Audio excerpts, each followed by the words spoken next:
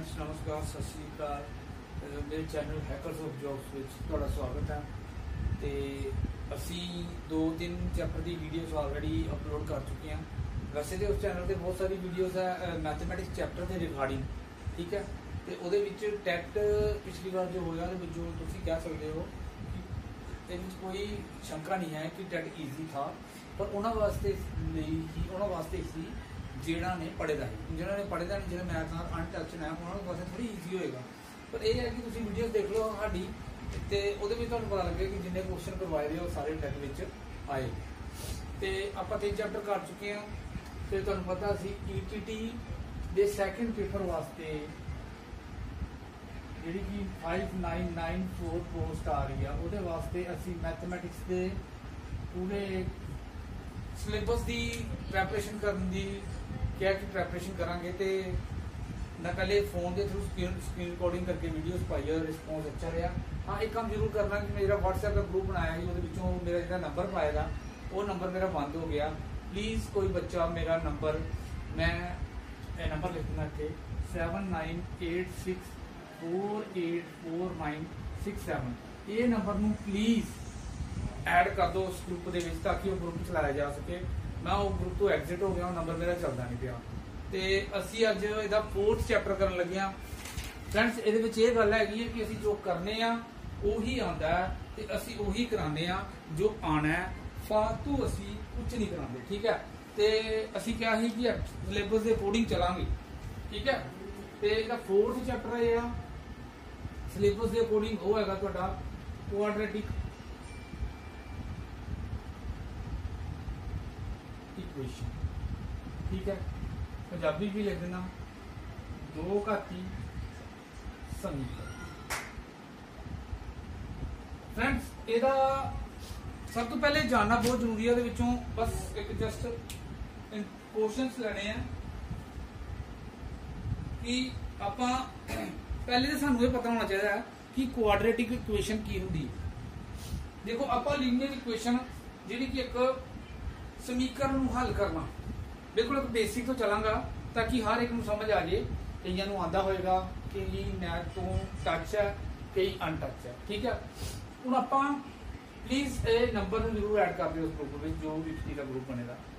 तो आप आने अगे कि आप एक होंगे कॉन्स्टेंट, एक होंगे वेरीएबल। बिल्कुल माना वास्ते करता था जिन्होंने मैथ नहीं आता, तो क्वेश्चन जो करवाया वही आएंगे, पिछे भी अगे जो चैप्टर करवाऊंगा वही आएंगे, फालतू क्वेश्चन कोई नहीं आएगा, ठीक है फ्रेंड्स। हूँ एक होंगे कॉन्स्टेंट तो एक वेरीएबल। पंजाबी भाषा भी समझा देंगे, जरूरी नहीं याद रखना कॉन्स्टेंट वेरीएबल के चक्कर से रहोगे तो अगे भी चलोगे। कॉन्स्टेंट का मतलब है एक तो लैके गिनती है, गिनती करो इन कॉन्स्टेंट को आप गिनती करा। पंजाबी भाषा से कह लीजिए गिनती वाली संख्यावां, ठीक है। वेरीएबल आप कह लें ए तो लैके Z तक, मतलब कि इंग्लिश वालियां, ठीक है। सिंपल भाषा से आप याद कर लिया कि कॉन्स्टेंट की होंगे तो वेरीएबल की होंगे। हूँ आप छोटिया क्लासा या 6वीं 7वीं ये पार्ट है कि एक जे एक वेरीएबल है तो वो वैल्यू कढ़नी है। मान लो x + 4 = 7, इदा क्वेश्चन तुम कर चुके हो छोटी क्लासा। थोड़ा जी मैमरी से आता पाया होगा कि x की वैल्यू कढ़नी आप, उधर जाके माइनस का होंगे तो x की वैल्यू निकल जाती है, ठीक है ना। ये सारे के माइंड में ये होएगा कि थोड़ा जहा ताजा होया होगा इस क्वेश्चन को देख के सारे दिमाग में, ठीक है ना। पर आप करने जा रहे हैं क्वाड्रेटिक इक्वेशन, ठीक है। इनू आप लीनियर इक्वेशन आप कह सकते हैं कि एक पदी समीकरण भी कह सकते हैं, ठीक है। एक पदी समीकरण भी कह सकते हैं। तो अगे जो आप करना वो 2 पदी 2 घाती समीकरण, एक पदी समीकरण, एक होंगे 2 पदी समीकरण। 2 पदी समीकरण केड़ा हो गया जेड़ा असी आप 3x, मैं रिमेंबर करवाना तुहानू 3x + 4y = 3, 4x - 3y = 7, मतलब कि 2 वेरीएबल x से y की वैल्यू करते ही आप जिद थोड़ा जहा रिकॉल करा मैं तो अनगिनत हल, अनेक हल, वो क्वेश्चन आना ही आना। तो वो चीज़ को थोड़ा जहा रिकॉल किया, उन्होंने कहते 2 पदी, ये है 1 पदी जिद x y की वैल्यू। अज आप गल करनी है 2 घाती समीकरण की। 2 घाती समीकरण क्या होंगे, बिल्कुल 2 घाती समीकरण। मैंने लगता है बोर्ड से आ गए 2 क्लासा बननिया पैनिया। मैंने लगता अगर तुम इंटरस्ट दोगे तो कल फिर मैं क्लास तुम लाइव करके लाइव ला सकता, बस मैनू ग्रुप के एक बार ऐड कर दो, मैं एग्जिट हो गया।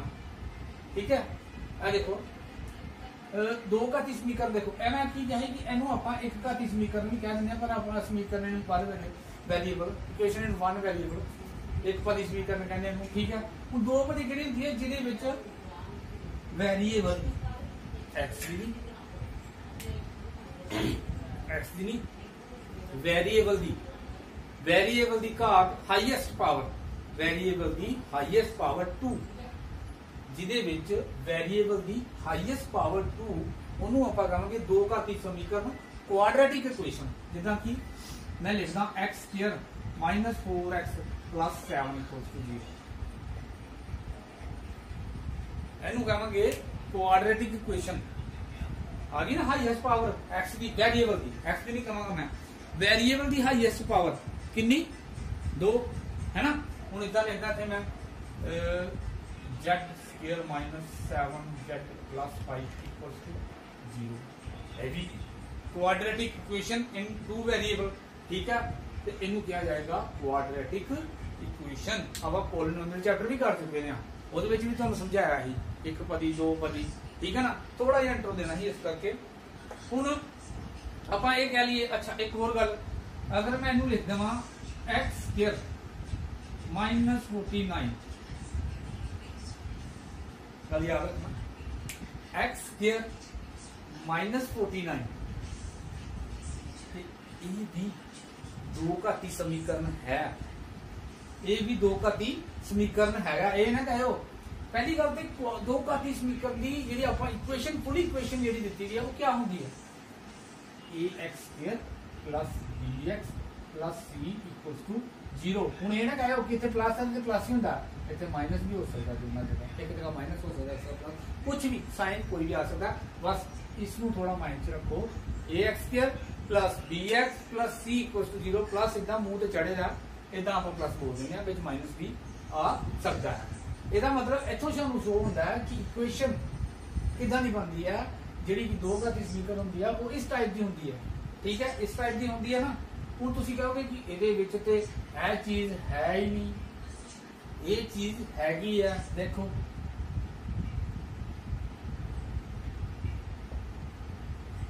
हैगी है ना। इसलिए आपां बस सीधी जी गल है जिहदे विच x की पावर 2 मिल जे वो दो घाती समीकरण है। हुण एक होर स्टाइल जे कि किहड़े स्टाइल का,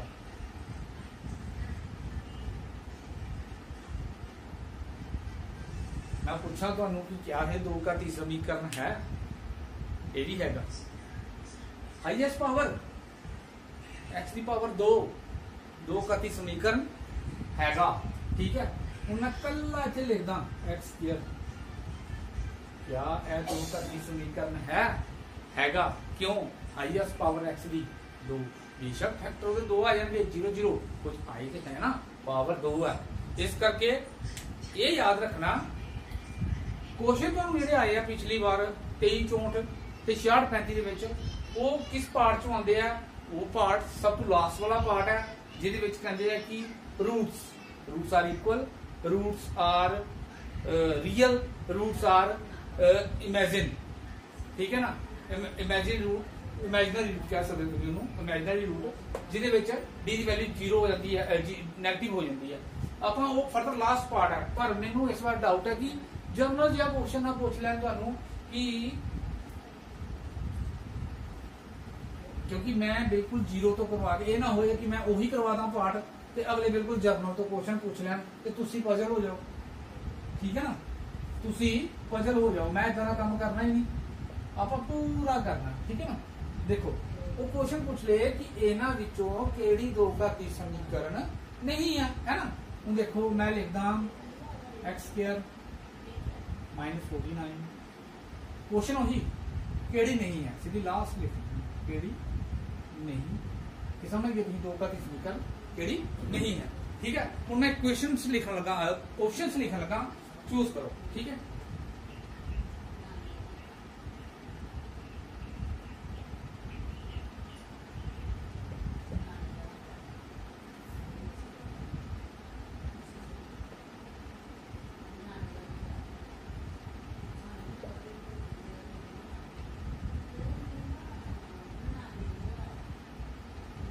ਹੁਣ ਤੁਸੀਂ ਇੱਕ ਚੀਜ਼ ਵਿੱਚ ਫਸੋਗੇ। ਦੇਖੋ ਇੱਥੇ ਪਾਵਰ 2 ਹੈਗੀ ਹੈ, ਇੱਥੇ ਪਾਵਰ 2 ਹੈਗੀ ਹੈ, ਤੁਸੀਂ ਇਹਨਾਂ ਦੋਨਾਂ ਗੁੰਝਲਾਂ ਵਿੱਚ ਫਸ ਗਏ ਕਿ ਯਾਰ ਇੱਥੇ ਵੀ x ਦੀ ਪਾਵਰ 2 ਨਹੀਂ ਹੈਗੀ, ਇੱਥੇ ਵੀ x ਦੀ ਪਾਵਰ 2 ਨਹੀਂ।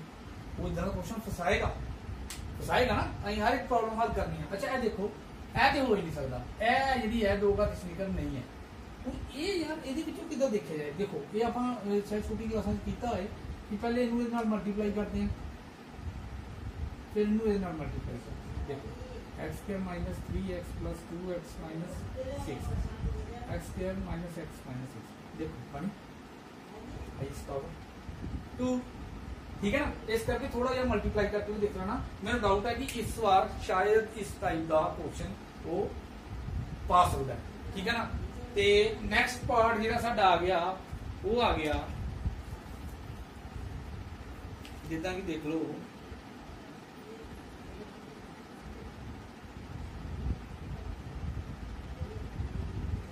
एक क्वेश्चन है इतना ही जिदा मैं बनाता उन्हें पूछ लिया कि इन्हां विचों किहड़ी 2 घाती समीकरण नहीं है, इन्हूं मैं रब कर लगा। ठीक है देखो फ्रेंड्स मैं तो बहुत मेहनत करता पाया, चाहिए मैंने कुछ नहीं है, बस एक पार्टिसिपेशन मिल जाए, मैनू मिल जाए कि कह लो कि आपां रिस्पॉन्स कितना मिले, ठीक है ना। हुण एक क्वेश्चन हम कहता वही किहड़ी 2 घाती समीकरण नहीं है, क्वेश्चन ना कोई बन रह जाए आने वाले चो, जिहदे आने वाले उही कराने, फालतू नहीं करवाना मैं। ax² plus bx plus c, ax² plus bx plus c equals to 0, b part ax plus b equals to 0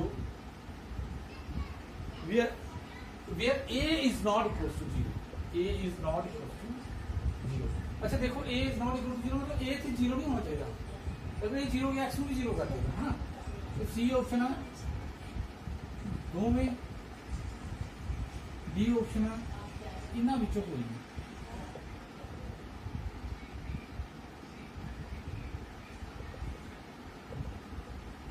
ठीक है इन्हां विचों कोई नहीं। तो देखो फ्रेंड्स ए पावर 2 का तस्वीर अच्छा पावर 2 की नहीं, ये नहीं, बाकी सिंपल है ना। बस वो एक चीज जी तुहानूं दसी है याद रखना तो क्वेश्चन आराम नाल निकल जाएगा। हुण एक पार्ट हो रहा साडा वो क्या है कि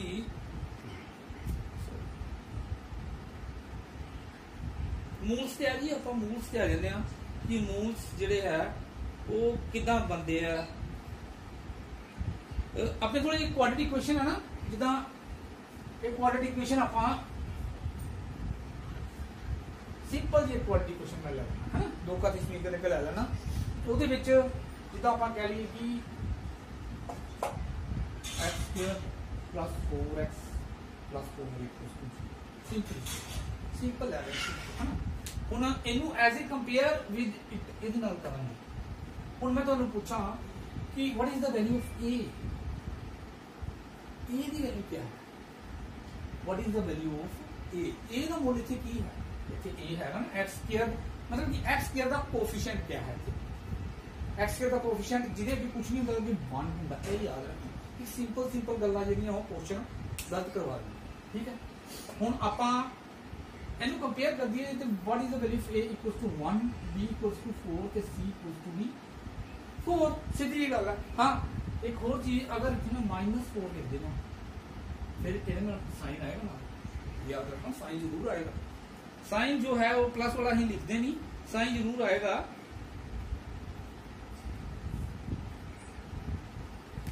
साइन इसका जरूर आएगा।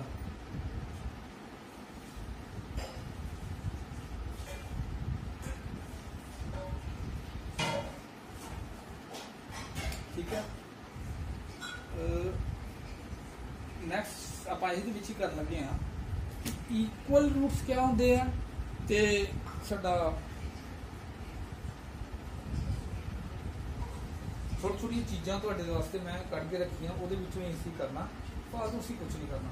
ਜਦੋਂ मान लो ਸਾਡੇ ਕੋਲ ਇੱਕ क्वेश्चन हाँ ਇਹਦੇ ਵਿੱਚੋਂ ਹੀ ਬਣਨਾ कि हाँ देख लो ਇਹ डी ਆਪਾਂ ਕਈਆਂ ਨੇ 10th ਵਿੱਚ ਬੜੇ ਜਿਨ੍ਹਾਂ ਨੇ ਕੀਤੇ ਦਾ ਕਿ ਡਿਸਕ੍ਰਿਮੀਨੈਂਟ, ਇਹਦੇ ਵਿੱਚ ਪਾਰਟ ਹੁੰਦਾ ਡਿਸਕ੍ਰਿਮੀਨੈਂਟ, डी तो डिस्क्रिमिनेंट याद ना रखना, रखने की लोड़ भी नहीं, हाई डिस्क्रिमिनेंट याद करना पैना। डिस्क्रिमिनेंट की होंगे डिस्क्रिमिनेंट डिस्क्रिमिनेंट मतलब d, only d, that is equals to, बस यह चीज याद रखियो, b square minus 4ac, d square equals to b square minus 4ac। हुण गल यह है कि जदों डी, मैं सीधा याद करावांगा, डी यानी डी माने बी स्क्वायर माइनस 4ac, अगर यह चीज दिस वन या दिस वन इक्वल टू, दोनों इक्वल, अगर ग्रेटर देन 0 है, कितना होएगा मैं दसदा तुहानूं, बस ये चीज याद रखनी है। तो भिन्न भिन्न वास्तविक मुੱਲ ਹੁੰਦੇ ਹਨ, भिन्न भिन्न,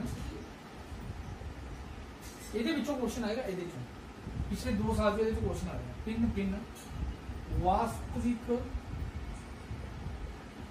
मुੱਲ ਹੁੰਦੇ ਹਨ।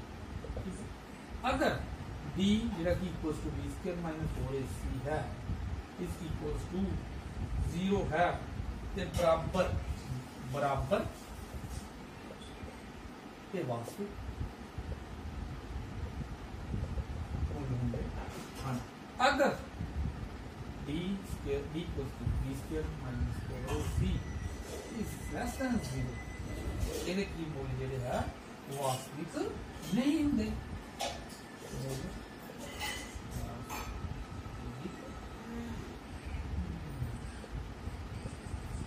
लिख के लिया कि मुੱਲ ਹੁੰਦੇ ਕੀ है ना, दिमाग में ट्राई करता पे होना, लिख छड़िया इन्ना बड़ा, ये मुੱਲ ਹੁੰਦੇ ਕੀ है, मुੱਲ किदां निकलते हैं। देखो ਆਪਾਂ d equals to v square minus 4ac इस दे उत्ते अप्लाई कर रहे हैं, ठीक है, इस ऊपर अप्लाई कर रहे हैं।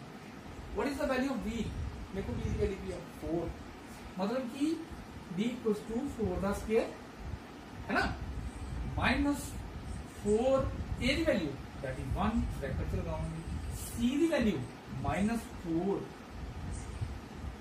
है ना, माइनस 4, ध्यान नाल देखियो, माइनस 4 ते कितना गया 4 चौके 16, माइनस माइनस प्लस 4 चौके 16, ये कितना गया 32। हुण देखो d की वैल्यू कितनी आ गई 32, कादी जमा दी, कादी जमा दी, प्लस दी, है ना, ते प्लस दी मतलब डी जेड़ा, डी दा मुੱਲ जेड़ा है वो की हो गया, मतलब 0 कोलों बड़ा होया, 0 कोलों बड़ा मतलब कुछ भी, चाहे 1 ते चाहे लाख, चाहे 1 ते चाहे लाख, मतलब कि 0 कोलों बड़ा, पॉजिटिव दा आ गया मतलब 0 कोलों बड़ा, ते जदों 0 कोलों बड़ा हुंदा ते भिन्न भिन्न ते वास्तविक मुੱਲ ਹੁੰਦੇ ਹਨ। ਹੁਣ ਇਹਦੀਆਂ ਹੀ 4 ਆਪਸ਼ਨਾਂ ਸਮਝ ਲਓ ਇਹਨਾਂ ਨੂੰ, ਇਹ a ਆ ਗਈ, ਇਹ a ਆ ਗਈ, ਇਹ b ਆ ਗਈ, ਇਹ c ਆ ਗਈ ਤੇ d ਆ ਗਈ, ਇਹਨਾਂ ਵਿੱਚੋਂ ਕੋਈ ਨਹੀਂ।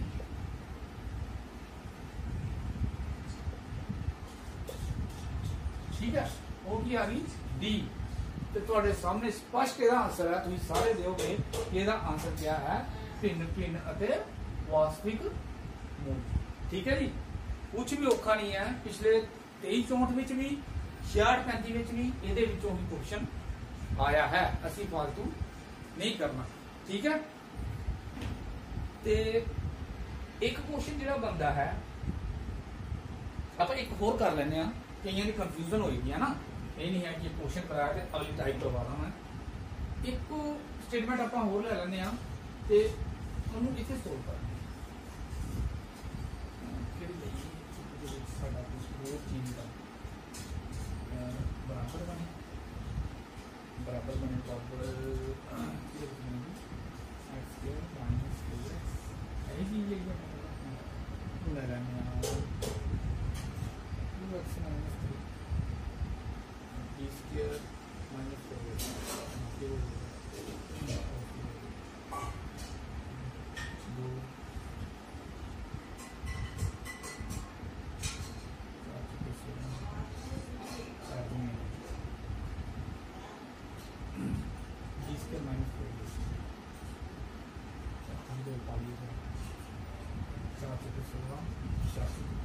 ठीक है। देखो अपने कोल ए की वैल्यू क्या है, अगर ये कंपेयर करिए, इतने ए की वैल्यू आ गई 2, बी की वैल्यू आ गई 4 ते सी की वैल्यू आ गई, ठीक है।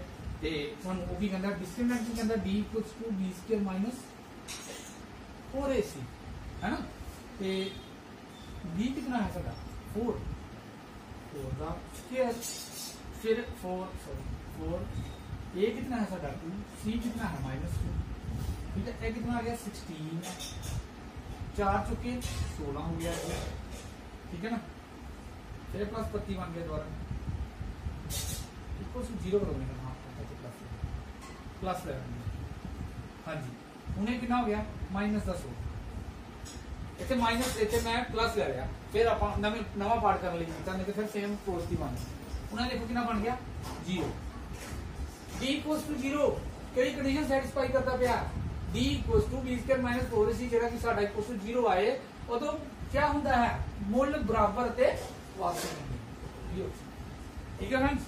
एक ये और पार्ट है उस तो बाद इन्हां तो इलावा इन्हां तो बाहर कोई और क्वेश्चन नहीं आएगा मेरा प्रॉमिस है ठीक है। एक पार्ट हो रहा है कि केड़े मुल वास्ते के दे वो सुन लो कि मैं दसदा तुहानू कि के दे नहीं ए दे नहीं मतलब कि वेरिएबल कोई भी पा देगा वो है ना। आप ये कह सकते हैं कि कोई भी वेरिएबल लिख देगा कि उस वेरिएबल की की वैल्यू होए इस क्वाड्रेटिक इक्वेशन दे विच ताकि ये इक्वेशन जिहड़ी है वो वास्तविक हो जाए इदा का क्वेश्चन पुट करदा।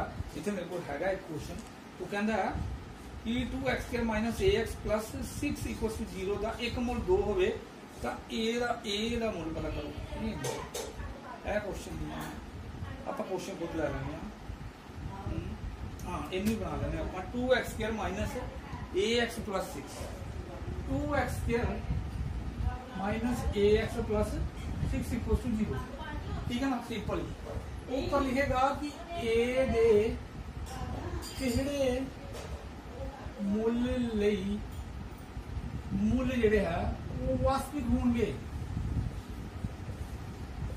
वास्तविक कदों होंगे फ्रेंड्स वास्तविक कदों होंगे जो d का मुल साडे कोल क्या होंदा है b स्क्वायर माइनस 4ac जिहड़ा है वो ग्रेटर दैन इक्वल्स टू 0 होंदा है ठीक है।